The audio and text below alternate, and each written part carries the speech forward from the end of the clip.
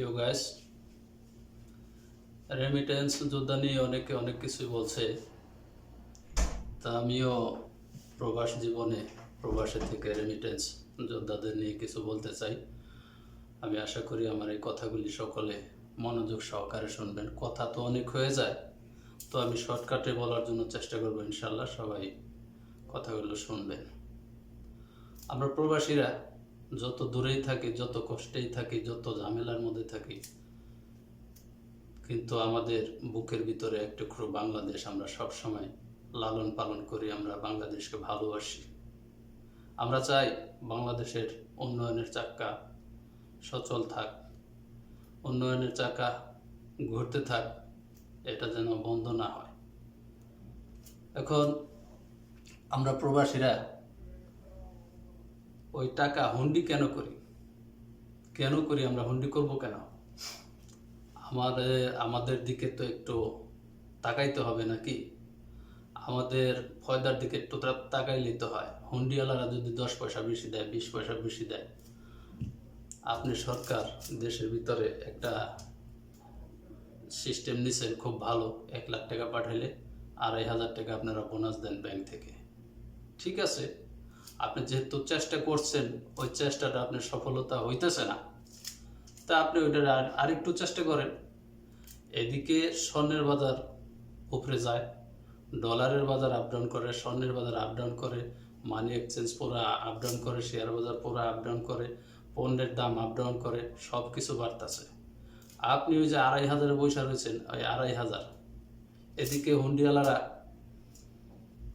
অনেক টাকা বাড়াই দিতেছে। 1 লাখ টাকায় দেখা যায় 5,000 7,000 টাকা বাড়ায় দেয় হুন্ডিওয়ালারা। তাইলে এই যে দেখা শুনে কোন প্রবাসী এত কষ্টের রৌদ্রে কাজ করে চামড়া পুইরা, চুল পাইকা সাদা হয়ে যায় মানুষের, হাতের চামড়া মুখের চামড়া পুইরা সুন্দর মানুষ কালো হয়ে যায় হাতির চামড়ার মতন, এত কষ্টের টাকা যদি 5-7 হাজার টাকা বেশি পায়, কোন প্রবাসী না চাইবো যে আমি এই টাকাটা নেই? কার ভিতরে টাকার লোভ নাই? তো আপনি 5,000 যে 2,500 টাকা রয়েছেন, ওই জায়গায় আপনি 5,000 করে দেন। হুন্ডির পয়সা বাড়ছে, আপনি যতটুকু হুন্ডির পয়সা দেয় ততটুকু আপনি দিয়ে দেন। তাহলে তো একটা প্রবাসীও কইব না যে না হুন্ডিতেই করি আমরা। একটা প্রবাসী বলবে না হুন্ডিতে টাকা পাঠাইব না। সামান্য একটু ফয়দার লেগে সবাই খোঁজে ফয়দা। আপনি একটু ফয়দা করে দেন। কেন? আমরা কি দেশের নাগরিক না? দেশের জনগণ না? আমাদের কি হক নাই দেশের ভিতরে কোনো? আমরা রেমিটেন্স যোদ্ধারা, আমার হিসাবে তো প্রধান। আমাদের টাকা দিয়ে দেশের উন্নয়নের চাকা ঘোরে। আমাদের টাকা যদি কম পড়ে যায় পাঠানো, তাহলে উন্নয়নের চাকা ডাউন হয়ে যায়। তাহলে আমাদের দিকে আপনারা তাকাইলে একটু একটু ফয়দা দিলে আপনাদের দোষ কি? কষ্ট লাগবে কেন?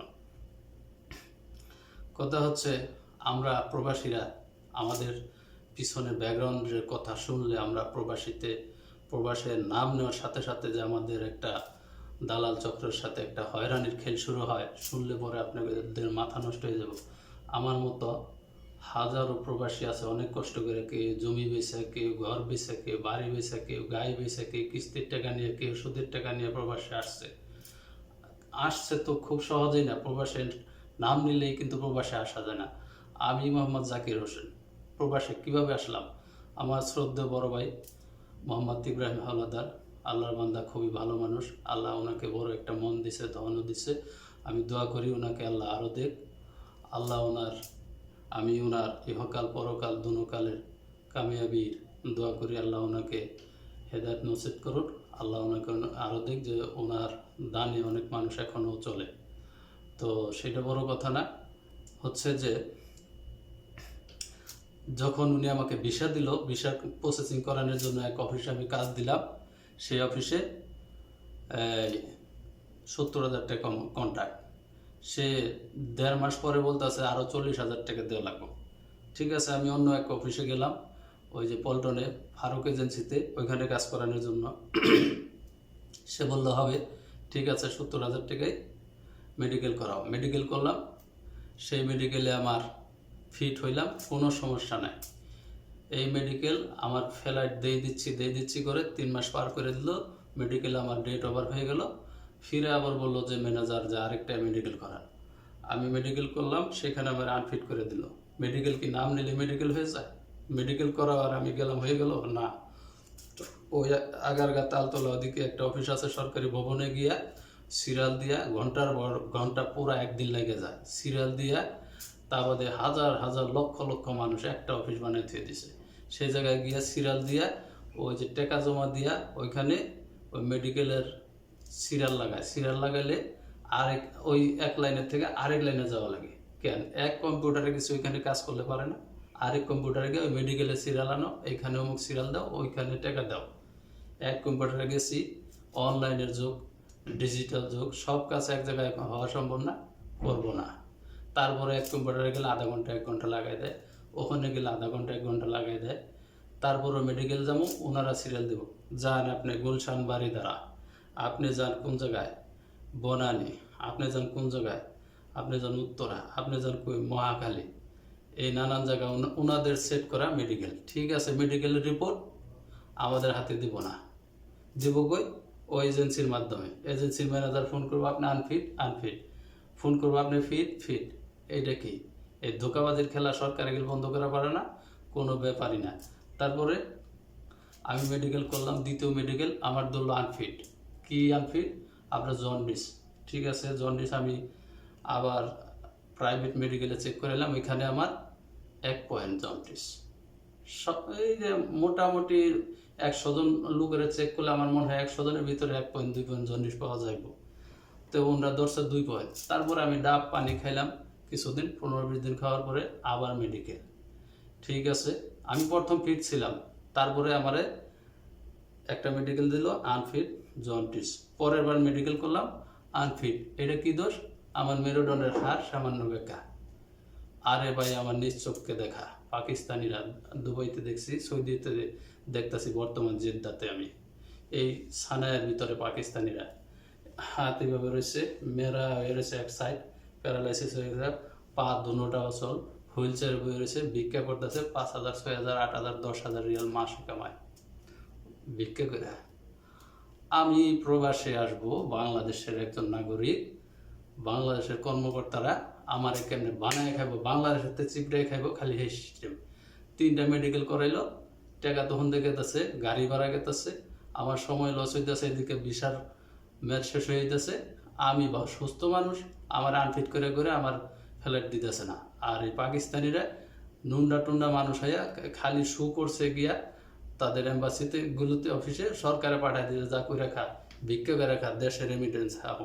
আর বাঙালির নিয়ত কি? তোরে চিপড়ে দেবো, বিদেশে গিয়া জানি তুই মরস। এই হয়েছে গিয়া বাংলাদেশের চোরটা গেল নিয়ত। যাই হোক, মেরুদণ্ডের হার বেকার। তারপরে আমি জিত করে অফিসে আইলাম, ম্যানেজারে গেলাম এইটা কি? এই প্রথম আমি ফিট হইলাম, তারপরে আনফিট, তারপরে আনফিট। এই 3টা মেডিকেলে আমার 30,000 রিয়াল টাকা গেল গা। তাহলে এটা এইভাবে কেমনি কি? পরে গেলো যে আপনি আরেকটা পাসপোর্ট বানান, ইমার্জেন্সি মেডিকেল করেন। 15,000 টাকা দিয়ে আরেকটা পাসপোর্ট বানাইলাম। শুরুতে একটা নতুন বানাইছি, আরেকটা বানাইলাম। তো বানানোর পরে সেই পাসপোর্ট দিয়ে আবার মেডিকেল করলাম, সেইটাও আনফিট, সেইটাও ওই যে পিঠের সামান্য বেকা। ঠিক আছে, অফিসে এলাম, এইটাও তো আনফিট দিছে, কী করবো? আমার নতুন পাসপোর্ট, ওখানে আমার ভিসাও মেয়াদ শেষ হয়ে যাবো। পরে আমার বললো ম্যানেজার 20,000 টাকা নিয়ে আসেন। 20,000 টাকা আনলাম, 1 সপ্তাহ পরে ফ্লাইট দিয়ে দিল। এই যে আমার হয়রানি, 2টা পাসপোর্ট, 4টা মেডিকেল, 20,000 টাকা, ওইখানে 70,000 টাকা। এই যে টাকা গেলে আমার দেশের থেকে চিপটাই দিল, একটা চক্র, একটা হয়রানি। তারপরে আমার গাড়ি ভাড়া গেছে কমসে কম, আমার এই যে 3 মাসের ভিতরে আমি কমসে কম 20-25 দিন খালি আমার গ্রামে বাড়ি, আমার ঢাকা কেরানীগঞ্জে, শহরে আইতে গেতে, শহরে আইলে আমার বাইতুল মোকাররম মসজিদের সামনে যাওয়া লাগে। আমার ঘরে স্ত্রী সন্তান পোলাপান আছে, দেখলে একটা খেলনা নিবে মন চায়। নিজের জন্য পাঞ্জাবি, নিজের ছেলের জন্য গেঞ্জি পাঞ্জাবি, ওই একটা ঘরের আসবাবপত্র, গুলিস্তানটা গেলে ওপর দিয়ে হাইটা গেলে অনেক কিছু পরে কিনে নেওয়ার লাগে। আমার এদিক সেদিক এই যে আসা যাওয়ার ভিতরে গেছে 15-20,000 টাকা। মোটামুটি আমার 1 লাখ টাকা খরচ। এই যে 4টা মেডিকেল, 2টা পাসপোর্ট, আর এই যে আসা যাওয়ায়, আর ওই অফিসে যে প্রথম কন্ট্রাক্ট 70,000 টাকা। এই যেভাবে আমার বাংলাদেশতে হয়রান করে আমার টাকা গেলে গালাই দিল। তো এই যে আমরা যে এত কষ্ট করে প্রবাসে আসি, ওখানে আমাকে যদি 2 টাকা আমরা যে জায়গায় বেশি পাই, সেই জায়গায় কি আমরা দিব না, টাকা পাঠাবো না? এটা কোন প্রবাসী না করবো যে পাঠায় না? কষ্ট করে এত কষ্ট করে আসার পরে তারপরে এয়ারপোর্টে আইছি। এয়ারপোর্টে সরকারি চুতিয়ারা খাড়া রয়েছে কতগুলি, কি কয় দিছি বুকিংয়ে মাল দিয়ে দিছি, ওকে যান গেটে যান, কাস্টম ওইখানে গেলে এই ইমিগ্রেশন পার হয়ে গেলে আমরা যামগা। ইমিগ্রেশন গেটে ঢোকার আগে ওই এক চুতিয়া খাড়া হয়েছে, এই যে ভাই এই কাগজটা যার কাছে আছে হ্যাঁ হেন, আর যার কাছে নাই ওই যে 14 নম্বর কাউন্টারে যান, আখেরে ওই কোনার ভিতরে 400 টাকা নিব, 400 টাকা দিয়া এই কাগজটা নিয়ে আহেন, একটা ওই যে সিল মেরে দেবো, তাহলে ঢুকে পারবেন। কেন সরকার জানে না, বিমান অফিস জানে না, এত টিকিট বেচছি আজকে এই টিকিটগুলি এই যে ফ্লাইট জানে না, এই বিমানের অফিস থেকে এই কাগজটা দিয়ে পারে না, দিল না কে, দেয় না কে, আমি নিজে টাকা দিয়া আমি প্রবাসে আহুম, সবাই কি পকেটে টাকা নিয়ে আসে, আসে না বাংলা টাকা, বিপদে ফালাইয়া তাও যে বিকাশ দিয়া অনেক মানুষের দিয়া এই হয়রানি করাইতেছে এয়ারপোর্টের ভিতরে। কেন আমার নাম লিস্টে সব কিছু আছে, আমি আইসা কাস্টমে ইমিগ্রেশন খারামো, কম্পিউটার টিভি দিব, ডিটেলস বাইরে আইব, এই ব্যাপারটা নাই।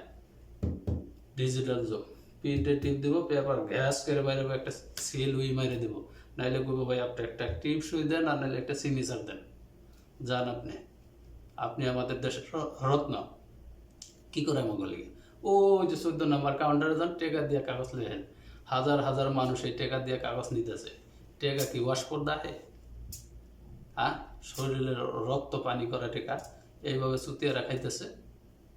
তারপরে রেমিটেন্স আমরা সৌদি আরবে পাইলাম, রেমিটেন্স চান না, সৌদি আরবে পাইলাম, ফ্রি বিষয় আছি 6 মাসে কোনো কাজ নাই, ফ্রি বিষয় আছি 6 মাসে কাজ নাই, এক জায়গায় কাজ লাগলাম 6 মাস পরে, মশলা প্যাকিং করলাম, ওইখানে কত হলো 2 মাসের ভিতরে আমার তানাজুল করে ওনার কোম্পানিতে নিয়ে যাব, ঠিক আছে 3 মাস হয়ে গেছে করে নাই, 1 মাস জ্বালা যন্ত্রণা করলাম, তানাজুল করেন করলো না, এদিকে আমার 6 আর 4 10 মাস গেছে গা, আমার 1 বছরের কন্ট্রাক্ট ওই কফিলের সাথে যে আমি অন্য কোম্পানিতে তানাজুল হয়ে যাব, তো হইতে পারি নাই, পরে ওনার কাজ ছেড়ে দিলাম।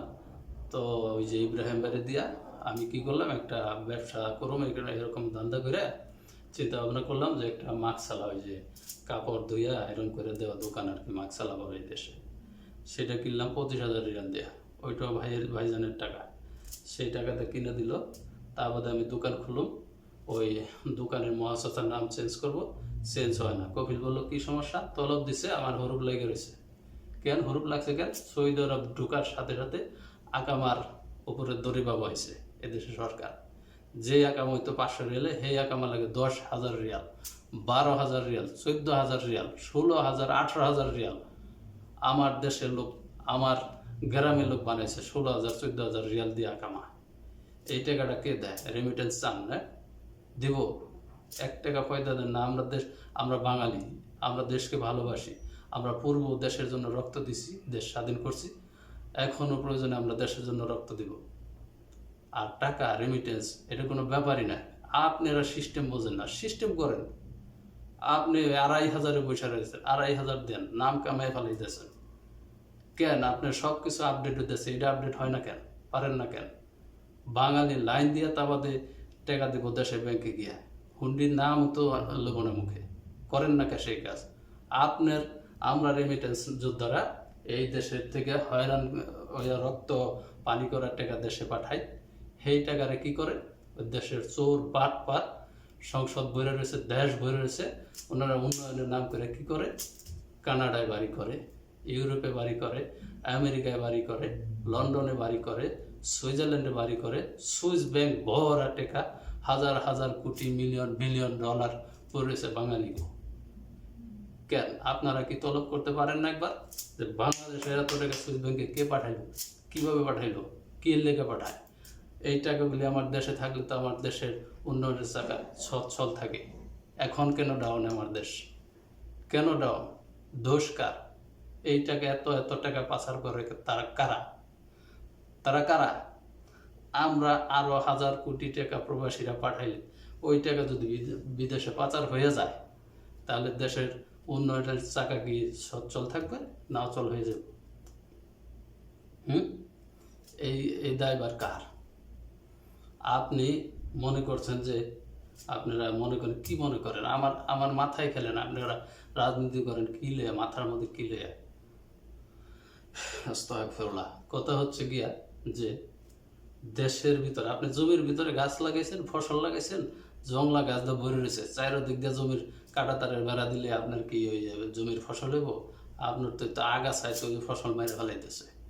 আমরা বছর বেড়া টাকা দিতেছি, মাসকে মাস টাকা দিতেছি, ওদিক দিয়ে পাচার করতেছে, ইউরোপে বাড়ি দিতেছে। আর রাজনীতি, নোংরা রাজনীতি যেই হোক, আওয়ামী লীগ, বিএনপি, জাতীয় পার্টি যেই আসুক ক্ষমতায়, তাকে টার্গেট কি 15 বছর 20 বছর রাজনীতি করো, হাজার হাজার কোটি টাকা কামাবো, আমার ক্ষমতা শেষ, আমরা পাড়ি দেবো, ইউরোপে পাড়ি দেবো, এই নিয়তে রাজনীতি করে, দেশটাকে খালি করে। আর চান রেমিটেন্স। রেমিটেন্স আমরা প্রতি বছর টাকা দিয়ে কি ফয়দা? পাচার হয়ে গেলে টাকা কি ফয়দা আছে? আরেক বেটা ওই যে সীমানায় রাইফেল কান্দিল খার রয়েছে, বিডিআর, কি ফয়দা? আমার পিছনে দেশ বাঁচানোর জন্য আমি খাড়া রয়েছি, আর ভিতরে চোর, বাটপার, বদমাইশ, পুরা দেশ ভরা, সংসদ ভরা দেশটারে খালি করে খাইয়া ফেলেছে ডিমের খোলার মতন। চোকলাটা আছে, ভিতরে পানি ফুনি কুসুম কিচ্ছু নাই, চোর বাটপারে খাইয়া পাচার করে দিছে। ওই বেটা পাহারা দেখিলাম। হ্যাঁ, পূর্বে দেখে মইনুল আহমেদ, ডক্টর ইউনুস, ফখরুদ্দিন আহমেদ, নাম করা মানুষ, কি রাজনীতি করছেন? কি করছেন? আপনার দেশ ছাড়া কেন কি রাজনীতি করছেন? দেশের সমস্ত মানুষ আপনি প্রোটেকশন দেবো, আপনারা ভালো হয়ে যায়। আপনাকে দেশ ছেড়ে থাকতে হবে কেন? ইউরোপে থাকতে হবে কেন? কোটি কোটি বিলিয়ন ডলার পাচার করে দেশ ছাড়তে হবে কেন? আপনারাই তো মেন কালপিট। তো আমি প্রিয় দর্শক, বেশি কথা বলবো না, সময় খুবই শর্ট। আমি সকলের কাছে অনুরোধ করব, আমার এই ভিডিওটাকে, আমার চ্যানেলটাকে সাবস্ক্রাইব করুন, বেল আইকনটি বাজিয়ে দিন।